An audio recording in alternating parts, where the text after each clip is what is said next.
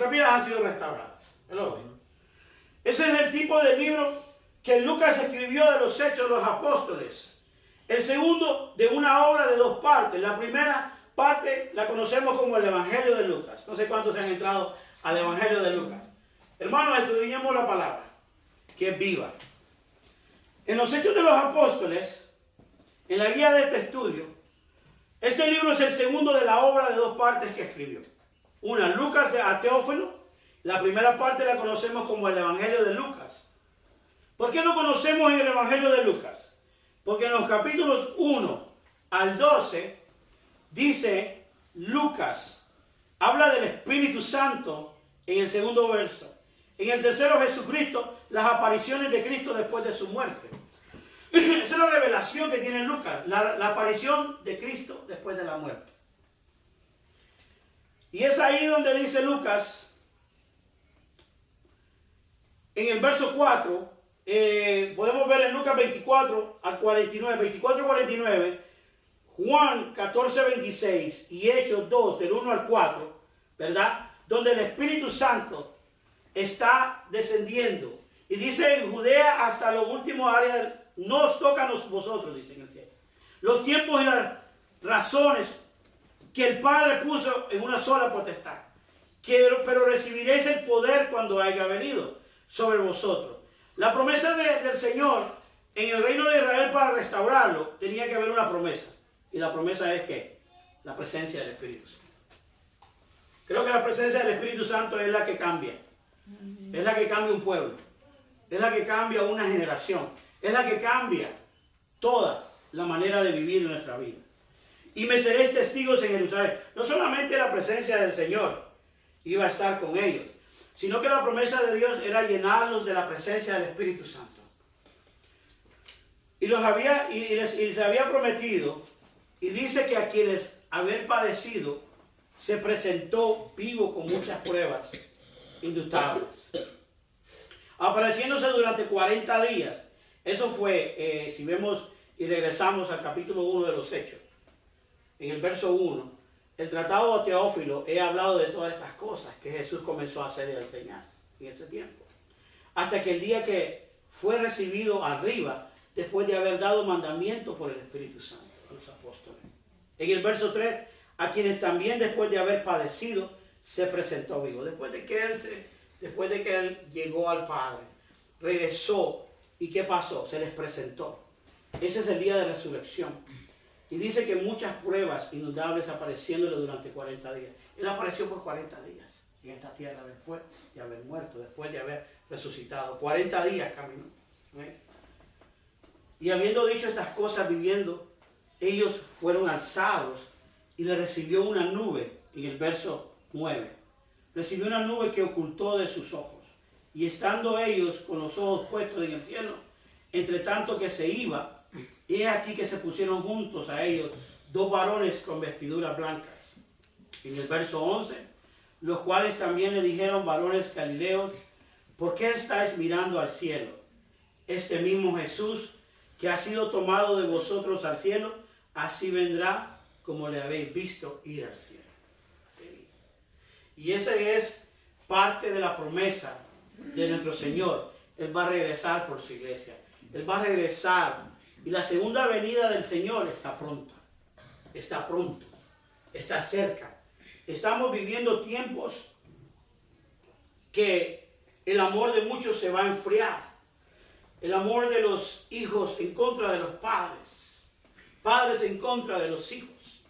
Estamos viviendo tiempos donde el Señor está dándonos el tiempo de refrigerio para arrepentimiento. Este es el tiempo donde el Señor está avivando a su pueblo para arrepentimiento. Está preparándonos a cada uno de nosotros para poder ser salvos y vivir en santidad. Dice la Biblia que sin santidad nadie va a ver al Señor. Y creo que la santidad es un proceso de cada uno de nosotros. La santidad es un proceso y una elección de Dios para con cada uno de nosotros. ¿Cuánto lo creen?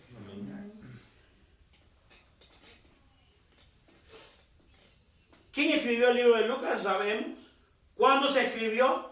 El libro de los Hechos fue escrito después del Evangelio de Lucas. si vemos en el primer verso, en el primer capítulo y en el primer verso. Él se escribió y lo dedicó Lucas a un hombre llamado Teófilo. ¿Saben quién era Teófilo? Teófilo. ¿Alguien tiene idea de quién era Teófilo? Ok, ahí vamos a llegar. La expansión del cristianismo en ese tiempo, que comenzó en la capital provincia de Judea, de Jerusalén, y terminó en Roma en ese tiempo. La gran capital del imperio, los aconteció que se describen los hechos y ocurrieron en el largo periodo de unos 30 años, alrededor de 30 a 60 después de Cristo.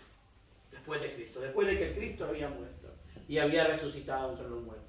Se encuentran principales ministerios de Pedro, como dice el ministerio de Pedro en Hechos del 1 al 12, y Pablo en Hechos 13 al 28.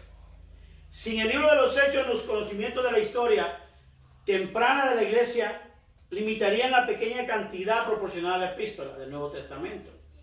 Es ahí donde proporciona un valioso contexto histórico de las epístolas de Pablo.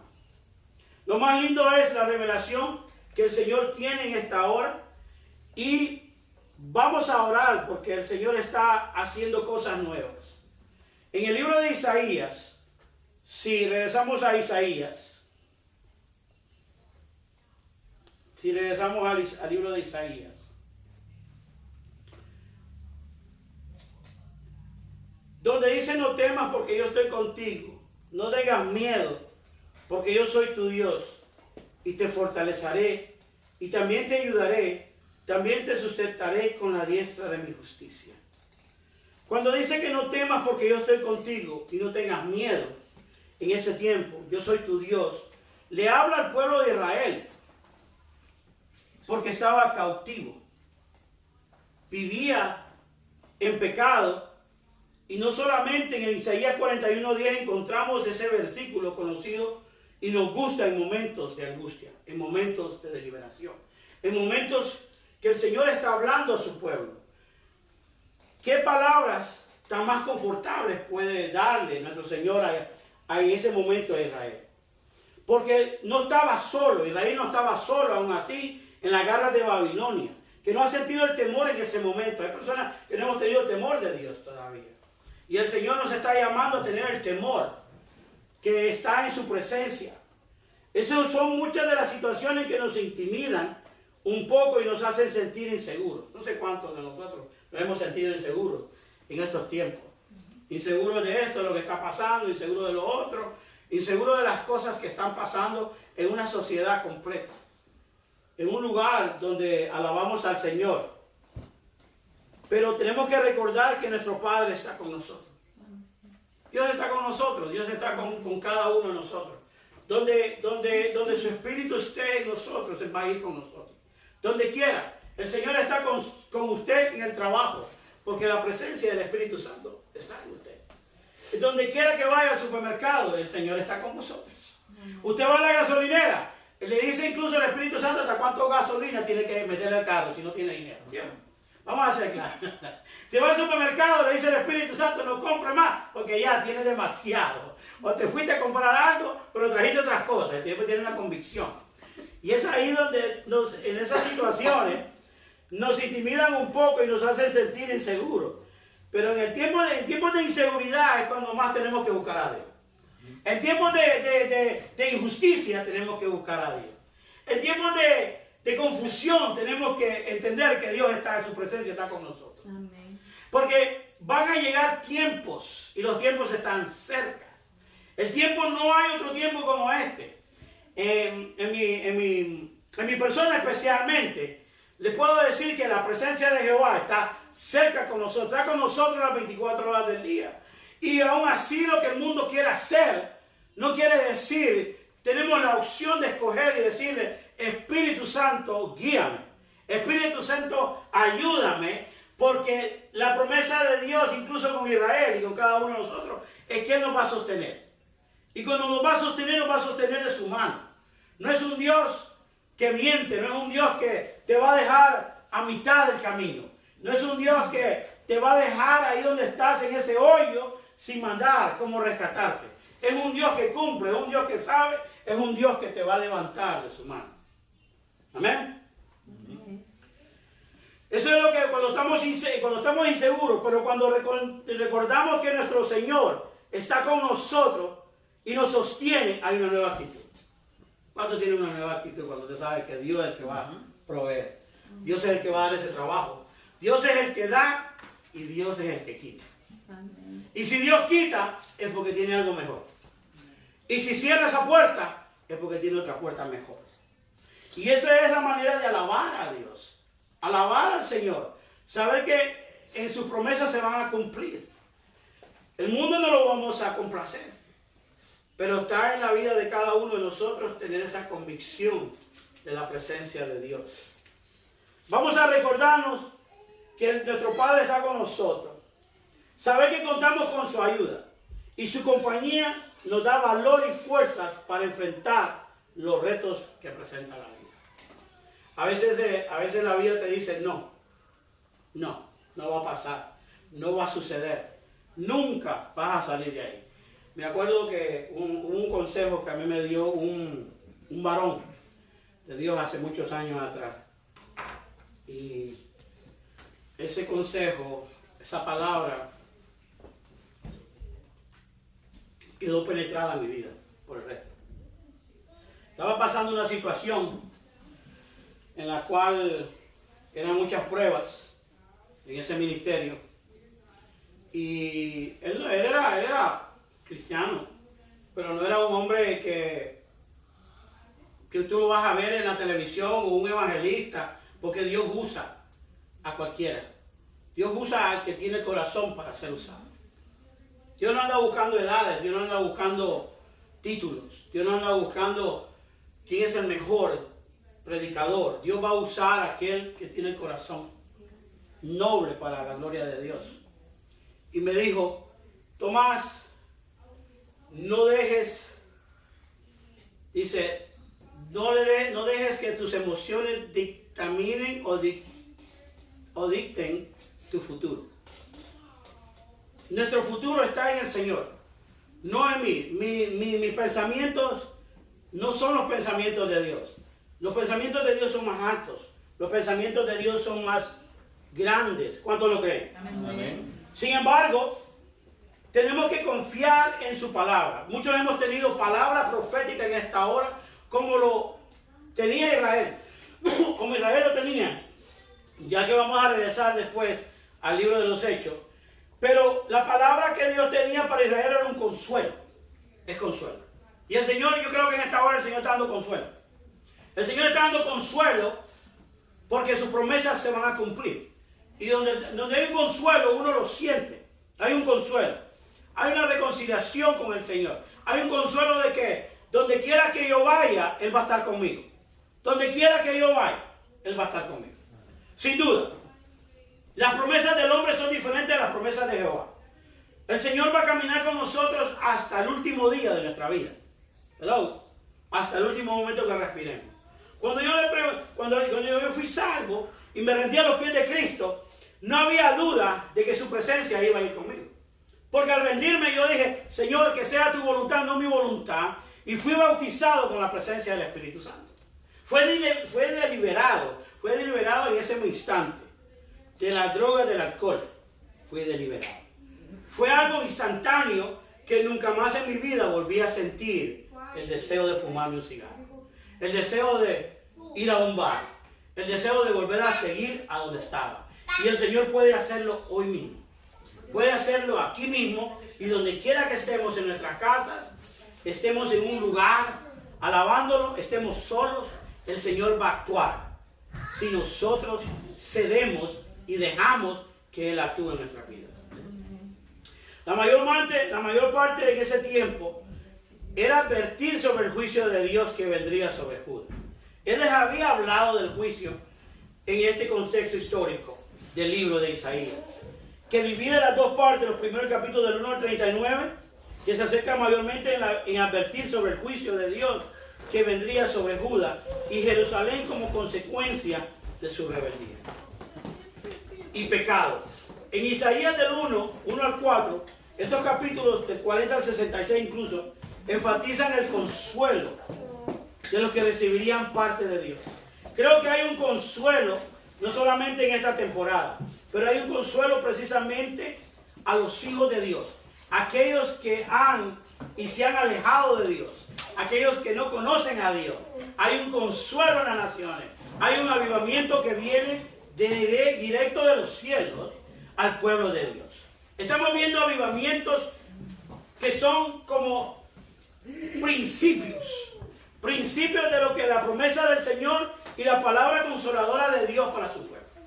Ese es el consuelo de Dios, que haya avivamiento en nuestras vidas, que nuestras vidas sean devoradas para Dios y le damos un aleluya y un amén en nuestras pruebas. ¿Cuántos lo creen?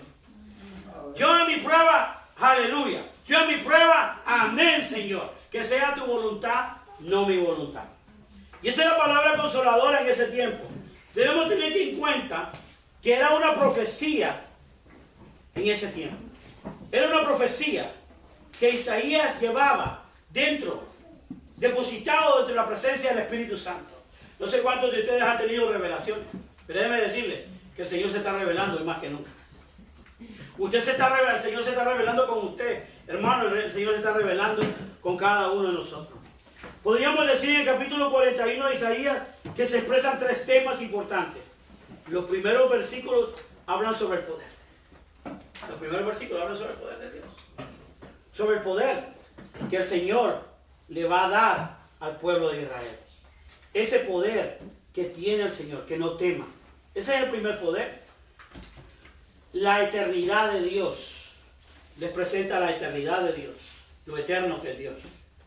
Lo que Dios va a hacer. No sé cuántos de nosotros oramos diariamente por nuestros seres queridos, pero nos gustaría ver a nuestros seres queridos en la eternidad. Y para que eso suceda, tiene que haber el poder de Dios en la vida de ellos. Tiene que haber un cambio, no de diversidad, porque Dios no divide. Dios es un Dios que quiere unir a su pueblo, y en eso es que el Señor se enfoca. Que Israel no solamente tenga el poder de poder ser restaurado. Y el Señor quiere restaurar a cada uno de nosotros. Va a haber juicio en nuestras vidas si no ponemos nuestras vidas a lo que el Señor nos dice y nos dictamina. Pero el Señor le está dando tiempo, no solamente para obtener la promesa del poder y la eternidad de Dios, y también su cuidado para su pueblo. El Señor cuida de nosotros. El Señor cuida la entrada y la salida de cada uno de nosotros. El Señor sabe a dónde vamos a ir. Sin que nosotros sepamos, el Señor sabe a dónde vamos. A dónde vamos, porque Él es el que promete. Él es el Dios que empezó la buena obra. La va a terminar y la va a perfeccionar. Amén. Y yo, esta mañana, digo, después de que el Señor tiene esas tres promesas en Isaías 41, dentro de la segunda sección de las palabras, que es ánimo, encontramos el verso 10, donde Dios dijo el mandato a su pueblo de no temer. No voy a temer.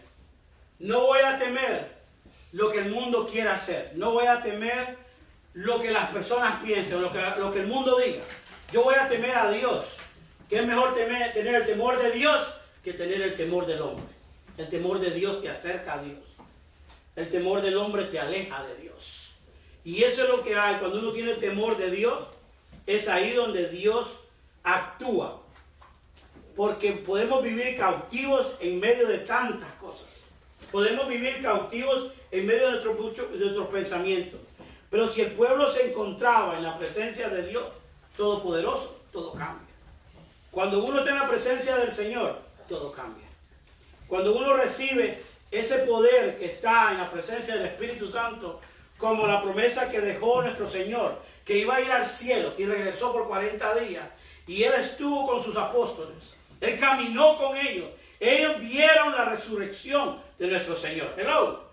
Ellos vieron y experimentaron la promesa de Dios, que aún así en el día que Cristo regrese vamos a resucitar. Los muertos son los que van a ser los primeros arrebatados. El Señor viene y viene un arrebatamiento que el Señor va a venir por sus hijos.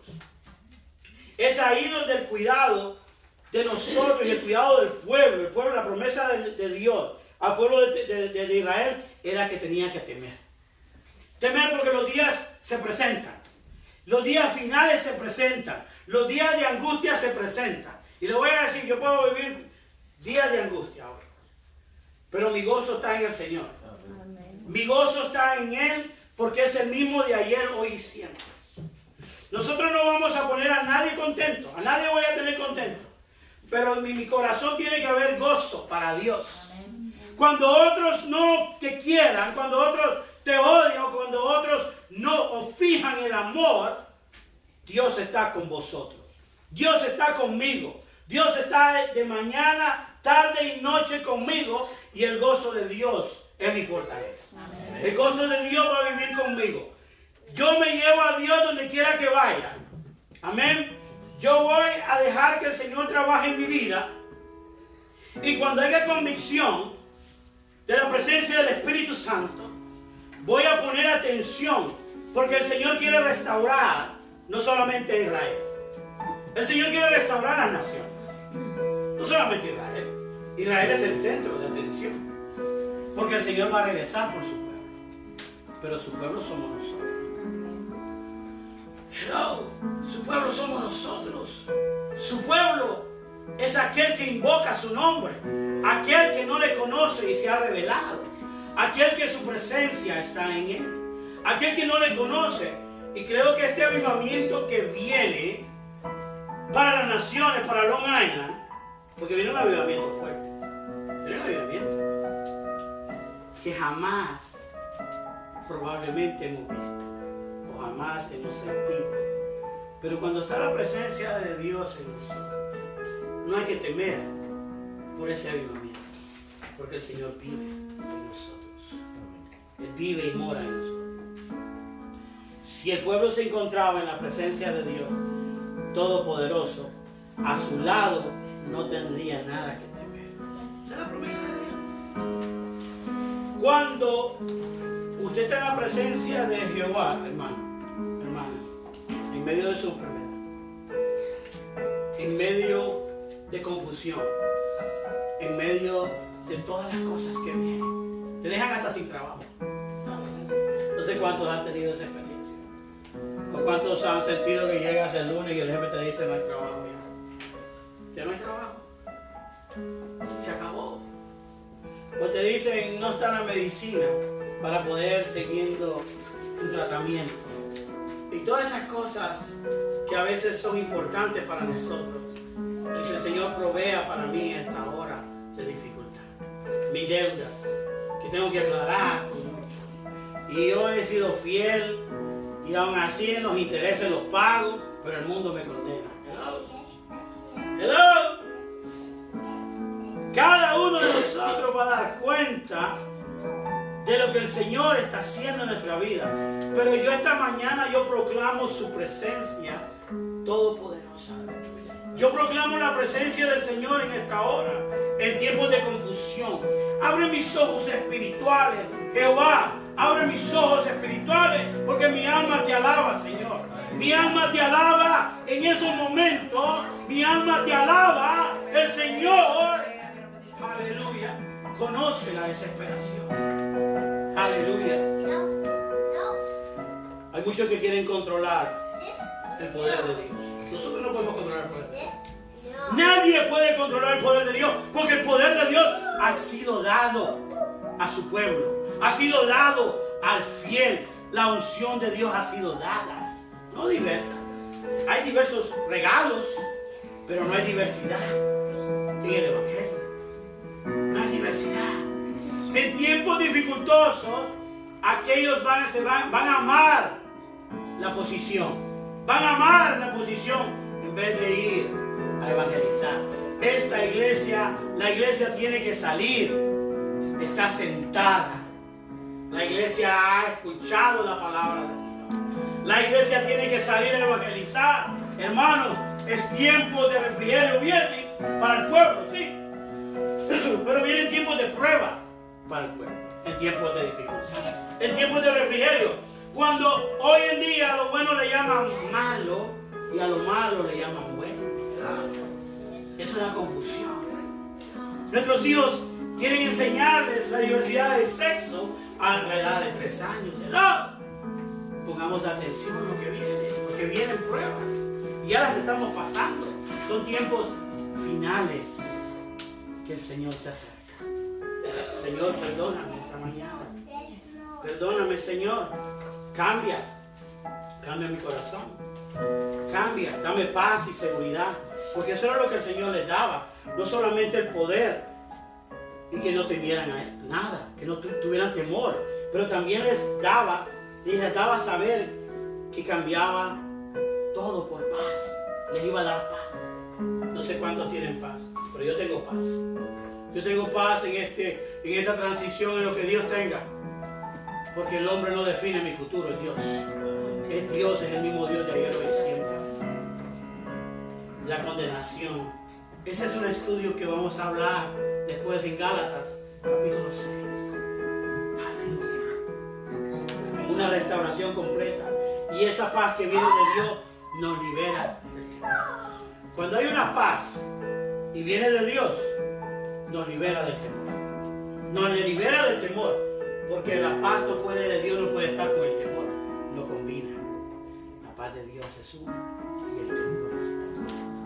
Hoy le doy gloria a Dios por el temor y por su presencia. Aleluya.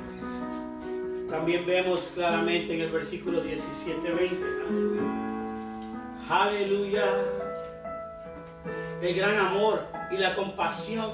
No sé cuántos hemos visto amor, cuántos tenemos compasión por el hermano, cuántos tenemos compasión por aquel que tiene que ser restaurado. O lo que la iglesia es juzga. No juzguemos para no ser juzgados. Aleluya. Restaura a aquel con amor y humildad, dice la palabra. Que el que sea restaurado ¿con qué? Con humildad. Mansedumbre. Y mansedumbre es regalo del Espíritu Santo. No podemos juzgar sin ser juzgados. Tenemos que tener el gran amor de Dios y la compasión. Y si tenemos la compasión y el amor de Dios, tenemos el cuidado de Dios para su pueblo. ¿Sé lo que se refiere en Isaías? Que los pobres y los necesitados buscan el agua, pero no la encuentran. No la encuentran. La sed les ha rescatado la lengua. Pero yo, el Señor, dice en Isaías 41, 17. 41, Isaías 41, 17, 20 dice: pero yo, el Señor, le responderé. Y eso